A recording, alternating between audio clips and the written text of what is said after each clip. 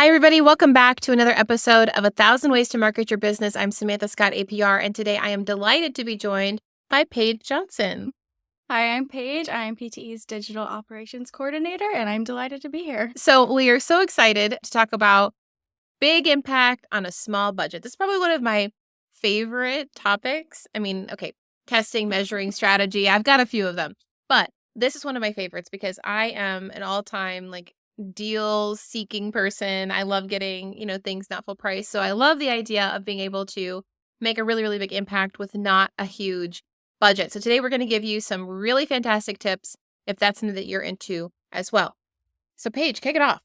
Yeah, I will second that and say I also like a good deal, but also I am a strong believer that it's very possible, and I think it can be a little intimidating deciding where you're going to set your budget, especially if you're starting off advertising for the first time on Meta Sure. or other platforms. So it can be a little intimidating, so rest assured you can start low and double down on what works, scratch what doesn't, and you can see great results with minimal budgets. I've seen it happen myself. Absolutely. And this goes to the point of having the right offer and the right audience. And then it doesn't require thousands of dollars to create the results that you're looking for. Now, I want to say this with a caveat, and we try to be really, really honest with our prospects, with our clients that, if you come and say, oh, I've only got $50, I want to be able to see X results. We're going to be realistic in this, right? So when we say really good results, just marry that with expectations of what's right for your business, what's your budget, who's your target audience. Yeah, and ideally, if you start with a low budget, let's say if you're starting with $100 or $200 for a month, ideally, you'll be able to increase that because of being really strategic with the small budget up front, and then you'll start seeing results in bigger numbers. Yeah, absolutely. It takes time to establish and build up and use these strategies that we're going to talk about. Yeah. And we've got another episode coming up a few down the road that talks specifically about pay-per-click and budgets. And we get into all the nitty-gritty of making sure that you have separate campaigns and testing. So make sure you tune into that one as well. But let's start by picking who are you trying to talk to, setting goals, setting budgets. Let's dive into how our listeners and viewers can actually do this. Yeah, so I think the first step is being realistic with yourself and where you're able to start. Again, don't try to put a bunch of money into something because you still want the technologies and the efforts that you're putting in. You want to see conversions and look at what's working before you start jumping in. So I think first things first is be realistic. Yeah. And like I said, double down with what works and scratch what doesn't. And to that point, I would add two things. One is just because you see your competitor doing something does not mean that you should necessarily be doing that. And also, don't take the approach of, okay, well, I'm going to do meta ads on Facebook and Instagram, and I'm going to do something on LinkedIn, and I'm going to do something on YouTube, and I'm going to do something on Google and pay-per-click. Just start slow. It's quality over quantity, because ultimately the whole intent of this is to get conversions, to get people to buy your product, to sign up with you, to go to your restaurant, take an action where you're generating revenue. So completely agree. Great point. Yeah. And to that point, setting that budget and using it for an audience that's very niche. And thankfully, a lot of these technologies allow you to do that, which is great for having a small budget. So I think that would be one of the first steps is having personas and defining who you're marketing to from the start. On Facebook specifically, you can target based on interests, demographics, locations, income, someone who has a birthday in a week. There's a million things that you can use to maximize your budget to the most high value audience members. And so you want your budget to go to those people. You don't want to spray and pray and just get the most impressions possible. Yeah, be really targeted and make sure you really reflect on that, right? Because I always tell people when I did public speaking, I used to say this all the time. It's not the you show. It's not about you. It's not about what's going to resonate with you. It's what's going to resonate with your audience. What problem are you trying to solve for them? What solution do you have? What feeling do you want to evoke? What are you trying to get them to do as a result of this? It's focusing on that versus focusing on the particular product or service, et cetera, the widget that you have for sale. That doesn't necessarily matter. They want the end result. I want to be able to chop vegetables faster. I don't care how I do that. Okay, this is a tool that can do that. Great. I don't need to know the details of it. So keep that in mind and be very specific about your audience and what motivates them. And you might have a wide-ranging audience.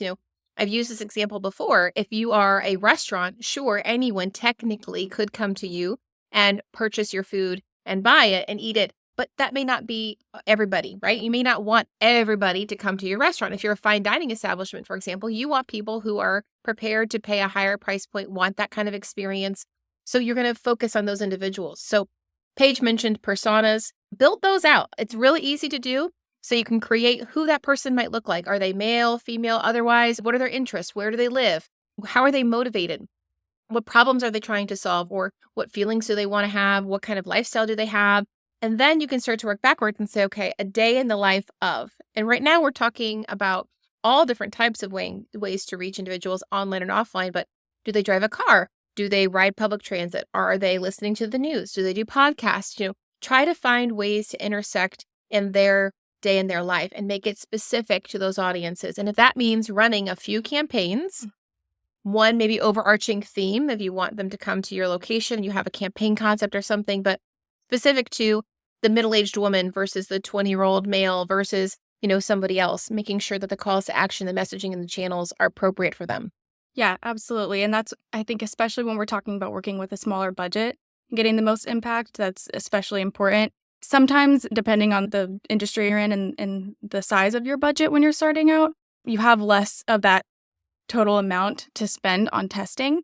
And so definitely getting very granular and niche with each audience. And instead of, it is good to try different ad creatives and see what's performing best, different ad copy. But because we're talking about working with something small initially, it's super important that from the start, because Meta specifically and even LinkedIn offer really advanced targeting features, knowing who your audience is and reaching them where they are at is incredibly important. And to that point, Meta has a lot of tools. And if you're starting off, I think you should trust it. A lot of AI behind the Meta technologies that will help find your audience, the right placement, what creative is resonating best with them, and even distributing your budget to an ad or ad set that is performing best.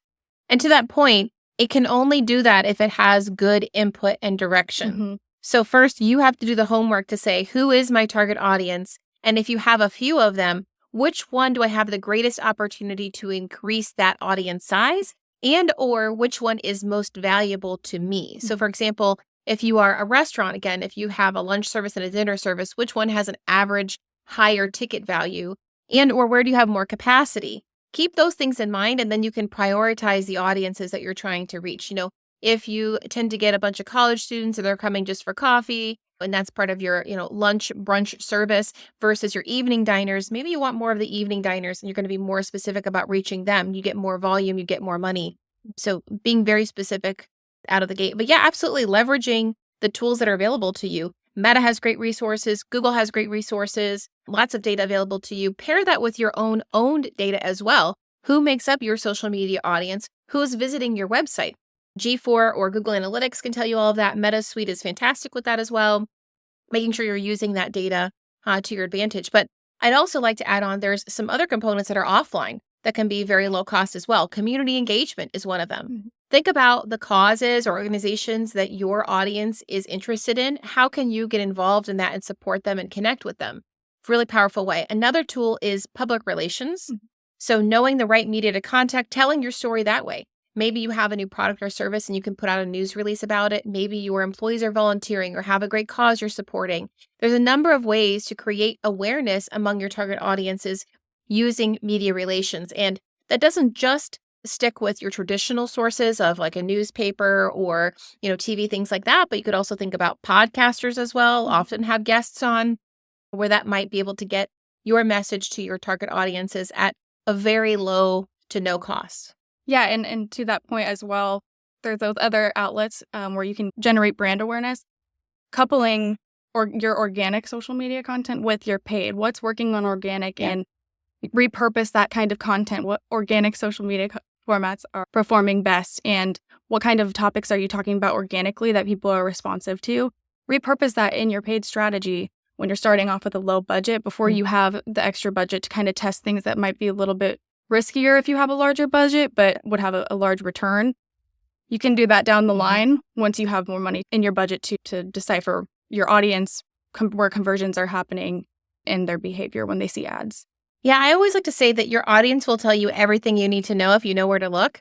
And Paige here is our data queen. She does all of our data analysis, reporting, everything. So she totally gets it. But literally to her point, I mean, they'll tell you everything. How long should your YouTube videos be? Because if they're dropping out after 20 seconds when it's a minute long, cut it. Yeah. Or what campaign is working? Tag your content and also look at the time of day, the day of the week. Is this a feel good? Is it related to employees? Is it related to your product, a new service? Think about the type of content, the type of day, the channel, and then look at what your audience is telling you in terms of what they're connecting with, sharing with, commenting on, etc. And then to your point, use that in your paid as well. It works both ways. And it has to balance, because if somebody sees a paid ad and is about something way over here in right field and all the organic stuff in your website doesn't relate, Mhm. that creates a disconnect. Even if it's subconscious, they're going to go, I don't know. Yes, your audience is going to tell you a lot of what you need to hear in your analytics, and it should be regularly monitored, monthly, quarterly, as often as you have the capacity to. They're going to speak to you, but you also need to be sure that you're speaking Yeah. to them the correct way, that you get the outcome that you want.